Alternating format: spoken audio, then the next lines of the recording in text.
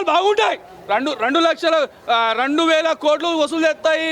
1,000 కోట్లు వసూలు చేయడం కాదు, ఇట్లాంటి సినిమాలు పవన్ కళ్యాణ్ కాదు హీరో, ఏ హీరో చేసినా ఇట్లాంటి సినిమాని నేను సపోర్ట్ చేస్తాను. వాళ్ళ సినిమా టికెట్లు అమ్మడం చెప్తా, ఇట్లాంటి సినిమాని టికెట్ కొనలేక యాంటీ ఫ్యాన్స్ కాకుండా హీరోల సినిమాలకు పోతున్నారు. టికెట్లు కూడా జనాలు లేక నేను వస్తున్నాను సినిమాకి వస్తారేమో పబ్లిక్ అన్న ఒక ఉద్దేశంతో పోతుండ్రు. ఇంకా ఇవాళ రేపటిగా మళ్ళీ ఉరుకుతారు. మా దాంట్లో ఉండదు. అన్న రావడమే ప్రెస్ మీట్కి లేట్ అయ్యి వచ్చినా కూడా మేమున్నాం. అన్నను లేపడానికైనా మోయడానికైనా మేమున్నాం.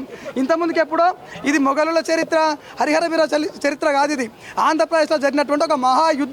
అప్పట్లో ఎప్పుడైతే మన హిందువులను హింసించిన ఔరంగజేబు ఉన్నాడో ఆంధ్రప్రదేశ్లో ఉడక 5 ఏళ్ల పాలనతో నలిగిపోయిన జిజియా పన్ను కానీ ఎటువంటి పన్నులు ట్యాక్సులు కట్టించుకొని ఓడు ఉంటాడు. వాని చేతిలో మోసపోయినటువంటి ఆంధ్ర ప్రజానికానికి ఎట్లయితే ఒక ఛత్రపతి శివాజీ మహారాజు లాగా ఉన్నాడో హరిహర వీరమల్లాగా మా పవన్ కళ్యాణ్ గారు వచ్చేసి అక్కడ పోరాటం చేసి అందుకోసమే 5 ఏళ్ళ సినిమా ఆపింది. దీనికోసమే ఇలా సినిమాలో ఎందుకు రియల్గా ఫైట్ చేయని చెప్పి రియల్గా ఫైట్ చేసి సాధించి ఔరంగజేబుని ఓడగొట్టిన తర్వాత సినిమా రూపంలో చేసి చూపిస్తున్నాడు అంతే.